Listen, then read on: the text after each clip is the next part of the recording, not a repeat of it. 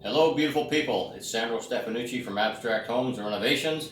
I wanted to go over these oval windows again. Previously, I showed you what we did to shape the outside, the inside, and then we have to line it, of course, with what I did here is I had that 1/8 inch mahogany.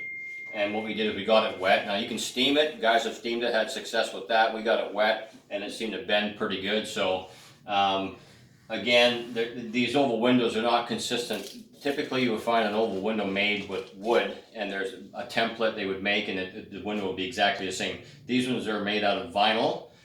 So these guys had a pretty hard time actually making them out of this, but I'm surprised that they did a fairly decent job out of it. So for us now, the framing is like you can't run rounds on it. So what I did was I had to frame in a bunch of different angles here and here and here to try to get closer and closer to the oval to get that shape. And then we get the 1/8 inch, we get it nice and wet so it's flexible. And then we shim it. As you can see here, we've done some shims and we try to keep it tight to the inside of the line here. And then yeah, so we use brad nails, 1.25 inch brad nails, and we just got them tight here so we can keep that shape of that oval. And then we'll cut these off, and then the next one we'll use this what's called flex molding.